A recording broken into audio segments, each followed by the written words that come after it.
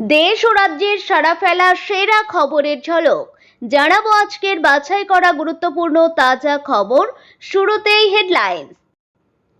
তারিখ দিয়ে স্কুলের মেয়ে বাড়ির বউদের তালিকা রেডি থাকতো, কোন দিন কাকে লাগবে গাড়ি পাঠিয়ে তুলে আনতো শওকত। কি চলতো জীবনতলা ক্যানিংয়ে, ভয়ঙ্কর অভিযোগ। পুলিশ ভদ্রভাবে আচরণ করলে জিজ্ঞাসাবাদ শেষে থানা থেকে বেরিয়ে কি বললেন হুমায়ুন। অন্নপূর্ণা ভান্ডারের আবেদনকারীদের জন্য নির্দেশ, কোনো টিকা না নিলে বাতিল হতে পারে আবেদন, জানালেন মুখ্যমন্ত্রী। সবচেয়ে বড় নেমখারাম ববি হাকিম, কলকাতায় তৃণমূল অফিস দখল ইস্যুতে কল্যাণের মুখে ফের খেলা হবে হুঁশিয়ারি। 3000 কবর খুঁড়ে তৈরি থাকছে ইরান, খামেনেইর শেষকৃত্য কেন গণমৃত্যুর আশঙ্কা, ফাঁস হলো গোপন চিঠি।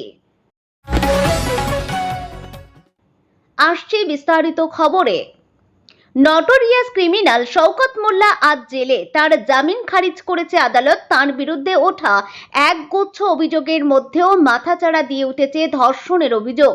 কেবল একটা কেস নয়, শওকতের বিরুদ্ধে নারী নির্যাতনের একাধিক অভিযোগ। জীবনতলা ক্যানিং এলাকায় ঠিক কিভাবে মহিলারা তার লালসার শিকার হয়েছেন, সাংবাদিকদের সামনে সেই অভিযোগ সামনে আনলেন আইনজীবী। মুখ খুললেন দুই নির্যাতিতাও। এক নির্যাতিতা যা অভিযোগ তা সিনেমার গল্পকেও হার মানাবে। নির্যাতিতার সন্তানকে অপহরণ করে 1 বছর ধরে আটকে রাখা হয়েছিল, আর সন্তানের টোপ দিয়েই 1 বছর ধরে সেই নির্যাতিতাকে ধর্ষণ করেছেন শওকতরা। শওকতের সঙ্গে আরো অভিযুক্ত আরো বেশ কয়েকজন। নির্যাতিতা বললেন, 2019 সালের মার্চ মাসের ঘটনা। আমার ছেলেকে অপহরণ করেছিল শওকত মোল্লারা, তারপর আমাকে ধর্ষণ করে। 1 বছর ধরে আটকে রাখা হয়েছিল আমার ছেলেকে, আর 1 বছর ধরে লাগাতার চলে আমার উপর নির্যাতন। আমি কেবল আমার ছেলের জন্য যেতাম, যখন যার ইচ্ছা হতো গাড়ি পাঠিয়ে দিত, আমাকে যেতে হতো। সেই সময় প্রশাসনেরও দ্বারস্থ হয়েছিলেন নির্যাতিতা, কিন্তু প্রশাসনের কি ভূমিকা ছিল? নির্যাতিতা বললেন, কন্টিনিউয়াসলি আমাকে ধর্ষণ করত, প্রশাসনের দ্বারস্থ হয়েছিলাম। প্রশাসন বলেছিল আপনাকে মেরে ফেলা হবে, আপনি চলে যান। থানায় গেলে ভিডিও কল করে আবার ওদেরকেই দেখিয়ে দিত। নির্যাতিতার অভিযোগ, তার উপর এখনো নজর রাখা হচ্ছে।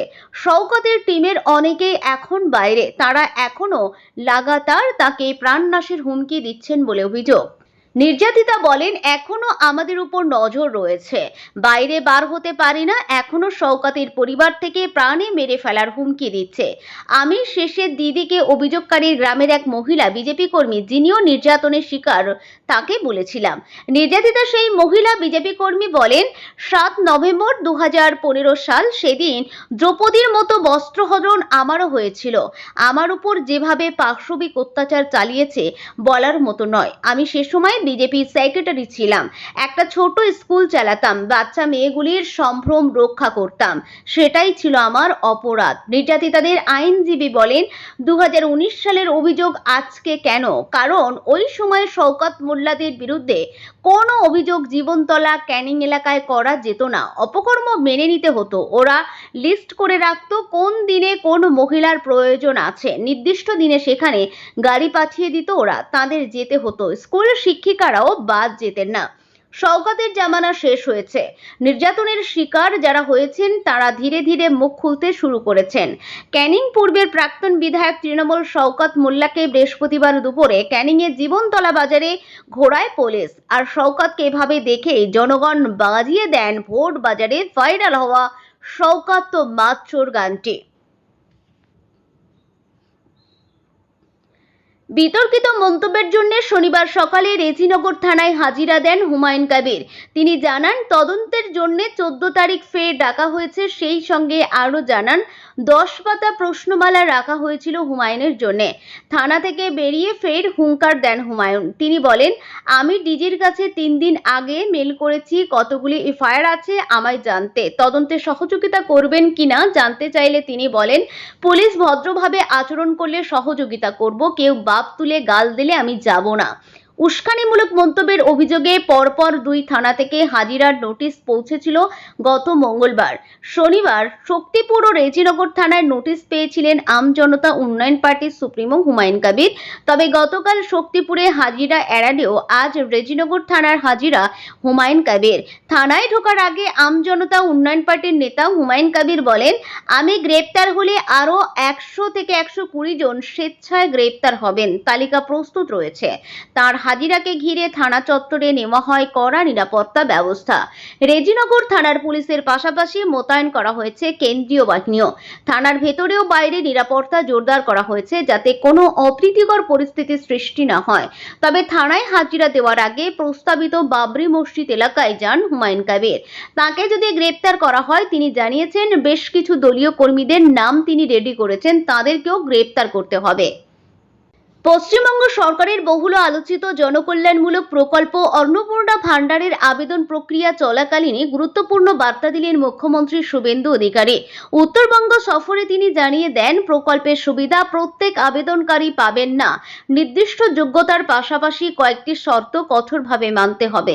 বিশেষ করে শিশুদের সরকারি টিকাকরণ না হলে সংশ্লিষ্ট পরিবার এই প্রকল্পের আওতার বাইরে চলে যেতে পারে বলে স্পষ্ট ইঙ্গিত দিয়েছেন তিনি। ভ্যাকসিন না নিলে মিলবে না অন্নপূর্ণার টাকা। কি বললেন মুখ্যমন্ত্রী? আরো প্রায় 2 মাস অন্নপূর্ণা ভান্ডার প্রকল্পে আবেদন গ্রহণ করা হবে। ফলে আবেদন জমা দেওয়ার আগে নতুন শর্তগুলি সম্পর্কে সচেতন থাকার পরামর্শ দিয়েছে প্রশাসন। মুখ্যমন্ত্রী বলেন, অভাতীয়রা এই প্রকল্পের সুবিধা কোনোভাবেই পাবেন না। যারা সরকারি ভ্যাকসিন বা টিকা নেননি তারা পাবেন না, যারা 3টি বিয়ে করেছেন তারা পাবেন না, আর যারা সরকারি বিদ্যালয়ে না পড়িয়ে নির্দিষ্ট ধর্মীয় প্রতিষ্ঠানে শিক্ষা দেন তারা এই সুবিধা পাবেন না।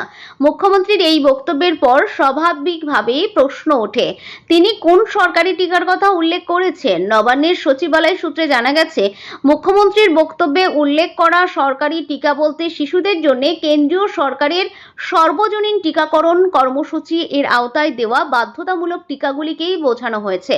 অর্থাৎ যেসব পরিবার সরকারি নিয়ম মেনে সন্তানদের নির্ধারিত টিকা দেয়নি বা ইচ্ছাকৃতভাবে টিকাকরণ থেকে বিরত থেকেছে, তাদের অন্নপূর্ণা ভান্ডার প্রকল্পে অযোগ্য হিসাবে বিবেচনা করা হতে পারে। জাতীয় স্বাস্থ্য মিশনের অধীনে পরিচালিত সর্বজনীন টিকাকরণ কর্মসূচির মাধ্যমে শিশুদের একাধিক প্রাণঘাতী রোগ থেকে সুরক্ষা দিতে বিনামূল্যে টিকা দেওয়া হয়। রাজনৈতিক পর্যবেক্ষকদের একাংশের মতে মুখ্যমন্ত্রীর এই মন্তব্যের মাধ্যমে এমন কিছু পরিবারের দিকে ইঙ্গিত করা হয়েছে যারা এখনো কুসংস্কার বা ধর্মীয় বিশ্বাসের কারণে শিশুদের সরকারি টিকা দিতে অনীহা দেখান। কেন্দ্রীয় সরকারের জাতীয় স্বাস্থ্য মিশনের অধীনে পরিচালিত সর্বজনীন টিকাকরণ কর্মসূচি এর আওতায় শিশুদের বয়সভিত্তিক একাধিক বাধ্যতামূলক টিকা দেওয়া হয়। জন্মের সময় নবজাতককে বিসিজি, ওরাল পোলিও ভ্যাকসিন এবং হেপাটাইটিস বি টিকা দেওয়া হয়। এরপর 6, 10 ও 14 সপ্তাহ বয়সে পেন্টাভ্যালেন্ট, ওপিভি, আইপিভি, রোটাভাইরাস এবং পিসিভি টিকা দেওয়া হয়। শিশুর বয়স 9 মাস হলে হাম, রুবেলা টিকার পাশাপাশি প্রয়োজন অনুযায়ী জাপানিজ এনসেফালাইটিসের প্রথম ডোজ দেওয়া হয়। 16 থেকে 24 মাস বয়সের মধ্যে ডিপিটি বুস্টার, এমআর-এর দ্বিতীয় ডোজ, ওপিভি এবং পিসিভি বুস্টার দেওয়া বাধ্যতামূলক। এছাড়াও 5 থেকে 6 বছর বয়সে টিডি বুস্টার এবং 10 ও 16 বছর বয়সে টিডি টিকা দেওয়া হয়, যা টিটেনাস ও ডিপথেরিয়ার মতো সংক্রমণ থেকে সুরক্ষা প্রদান করে। অন্নপূর্ণা ভান্ডার প্রকল্পে আবেদনকারীদের জন্য মুখ্যমন্ত্রীর এই বার্তার পর স্পষ্ট, ভবিষ্যতে শুধুমাত্র আর্থিক যোগ্যতা নয়, সরকারি স্বাস্থ্যনীতি ও শিশুদের বাধ্যতামূলক টিকাকরণ সংক্রান্ত নিয়ম মেনে চলাও প্রকল্পের সুবিধা পাওয়ার অন্যতম শর্ত হিসাবে বিবেচিত হবে। তাই আবেদন করার আগে সমস্ত শর্ত এবং প্রয়োজনীয় তথ্য ভালোভাবেই যাচাই করে নেওয়ার পরামর্শ দিচ্ছে প্রশাসন। তৃণমূলের অন্দরে মহাভাঙন এবং গোষ্ঠীদ্বন্দ্ব এবার আক্ষরিক অর্থে আছড়ে পড়ল কলকাতার রাস্তায়। কলকাতা মেট্রোপলিটনে তৃণমূল কার্যালয়ের দখল নেওয়াকে কেন্দ্র করে তৈরি হয়েছে তুমুল উত্তেজনা। ঋতব্রত বন্দ্যোপাধ্যায় শিবিরের বিরুদ্ধে কার্যালয় জবরদখল করার অভিযোগ তুলে এবার প্রকাশ্যে রণংদেহী মেজাজে অবতীর্ণ হলেন মমতা বন্দ্যোপাধ্যায় পন্থী প্রবীণ তৃণমূল সাংসদ কল্যাণ বন্দ্যোপাধ্যায়। ঋতব্রত এবং ফিরহাদ হাকিমকে তীব্র ভাষায় আক্রমণ করে এবার আইন আইনি ও রাজনৈতিক লড়াইয়ের হুঁশিয়ারি দিয়েছেন তিনি। শুক্রবার রাতের এই ঘটনার পর শ্রীরামপুরের তৃণমূল সাংসদ কল্যাণ বন্দ্যোপাধ্যায় কার্যত বিস্ফোরক রূপ ধারণ করেন। ঋতব্রত বন্দ্যোপাধ্যায়ের রাজনৈতিক কৌশলকে কমিউনিস্ট সুলভ বুদ্ধি বলে কটাক্ষ করার পাশাপাশি কলকাতার মেয়র ফিরহাদ হাকিমকে নিমক হারাম বলে তোপ দাগেন তিনি। সাংসদ কল্যাণ বন্দ্যোপাধ্যায় স্পষ্ট ভাষায় বলেন, জনতার আদালতে কি হয় আর আদালতে কি হয় সেটা এবার দেখিয়ে দেব। ঋতব্রত বন্দ্যোপাধ্যায়ের কমিউনিস্ট সুলভ বুদ্ধি আর সবচেয়ে বেশি যে নেমুখারামি করেছে তার নাম ববি হাকিম। সবচেয়ে বেশি যে ভোগ করেছে তার নাম ববি হাকিম। মেট্রোপলিটনের দলীয় কার্যালয় হাতছাড়া হওয়া নিয়ে কল্যাণ বন্দ্যোপাধ্যায় প্রতিপক্ষ শিবিরকে প্রকাশ্যে চ্যালেঞ্জ ছুড়ে দিয়েছেন। দল বদলের পর ক্ষমতা প্রদর্শনের এই রাজনীতিকে তীব্র কটাক্ষ করে তিনি বলেন, মানুষের সমর্থন ছাড়া এভাবে কার্যালয় দখল করে রাজনীতি করা যায় না। তার কথায় খেলা ওরা শুরু করেছে, শেষ আমরা দেখিয়ে দেব। মানুষের কাছে যাও, এর ঘর ওর ঘরে না ঢুকে। ঋতব্রতকে বলুন উলুবেড়িয়ার মানুষের কাছে যেতে। অরূপ রায়কে বলুন না হাওড়ায় ঘুরতে। অরূপ রায় ও ঋতব্রত বন্দ্যোপাধ্যায়ের নাম করে কল্যাণ প্রশ্ন তোলেন, ওরা এখন গোটা পশ্চিমবঙ্গে ঘুরতে পারছে না কেন? এবার পাবলিকই বুঝিয়ে দেবে যে পাবলিক ওদের ভোট দিয়ে জিতিয়েছে। শুক্রবার রাতের এই ধুমধুমার কাণ্ডের পর কলকাতা মেট্রোপলিটনের ওই কার্যালয় চত্বরে ব্যাপক উত্তেজনা রয়েছে। এই আবহে কল্যাণ বন্দ্যোপাধ্যায়ের এই আইনি ও খেলা শেষ করার হুঁশিয়ারি যে আগামী দিনে এই সংঘাতকে আরও চরম পর্যায়ে নিয়ে যাবে তা বলাই বাহুল্য।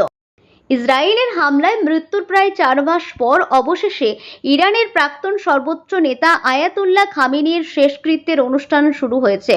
গত শুক্রবার থেকে এই অনুষ্ঠান শুরু হয়েছে তেহরান সহ ইরানের বেশ কয়েকটি বড় শহরে। যদিও খামেনির এই শেষকৃত্যের অনুষ্ঠানকে কেন্দ্র করে আরও হাজার হাজার মৃত্যুর জন্য প্রস্তুতি নিয়ে রাখছে ইরান।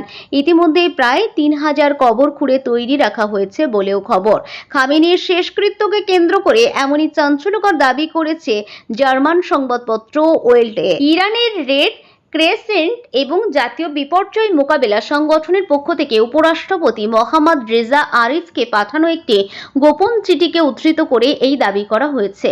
ওই চিঠিতে উপরাষ্ট্রপতিকে জানানো হয়েছে খামেনির শেষকৃত্যের অনুষ্ঠানকে কেন্দ্র করে যে বিপুল সংখ্যক মানুষ রাস্তায় নামবে তার জেরেই 1500 থেকে 3000 মানুষের মৃত্যুর সম্ভাবনা থাকছে।